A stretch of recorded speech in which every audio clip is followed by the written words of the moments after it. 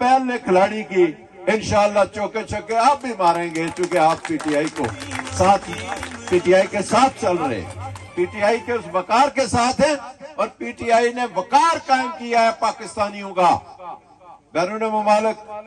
ایک فارغ شاہد صاحب گواہ ہیں کہ یو کے میں ہمارے اتنے پروگرام ہوئے کہ پتہ یہ چل رہا تھا کہ ہم آزاد کشمیر کے مختلف شہروں کا دورہ کر رہے ہیں اور اتنے لوگ وہاں ہیں، ان لوگوں کے پاس ٹائم نہیں ہوتا، میرے پاس بھی اس وقت ٹائم نہیں کہ میں وہ باتیں کروں، لیکن ان لوگوں کا ایک پیغام ہے کہ اٹھو پاکستانیوں، یہ عصبیت ختم کرو، یہ صوبائیت ختم کرو، اور اٹھو کشمیریوں، اٹھو گلگت اور بلتستان والوں،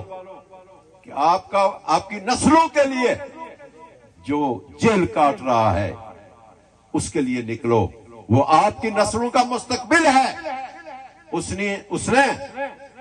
اپنے بیوی بچے چھوڑے پاکستان کی خاطر،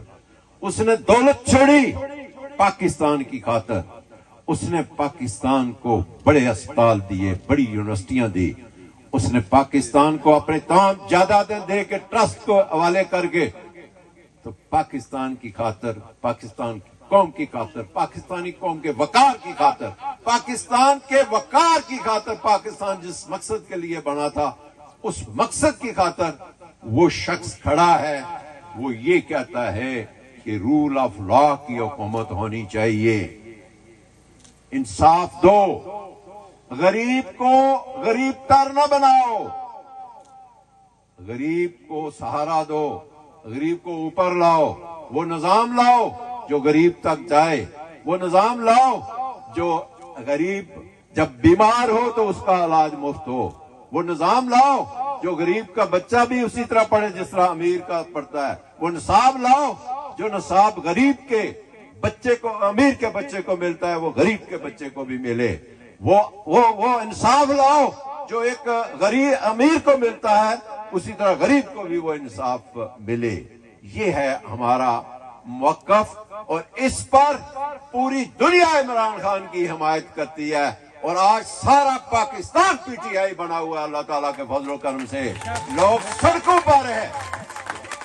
ہمارے بچوں نے یہ تحریک لے لی ہے، ہمارے بوڑھوں نے یہ تحریک لے لی ہے، ہمارے جوانوں نے یہ تحریک لے لی ہے، ہمارے کسانوں نے یہ تحریک لے لی ہے، ہمارے مزدوروں نے یہ تحریک لے لی ہے۔ مجھے یہ بتاؤ جو کسان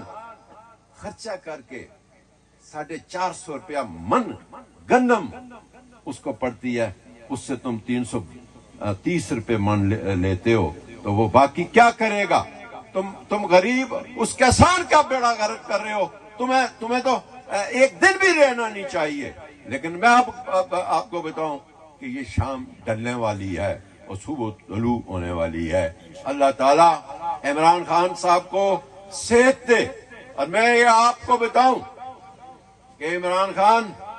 مسلم امہ کی غلامی کی جنگ لڑ رہا ہے، وہ اس لیے کہ یہود اور ہنود نے، یہ پڑھے لکھے لوگ میری بات کو سمجھتے ہیں اور آپ کو بھی سمجھنا چاہیے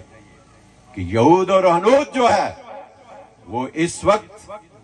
مسلم امہ کے تمام احساسوں پر قابض ہے،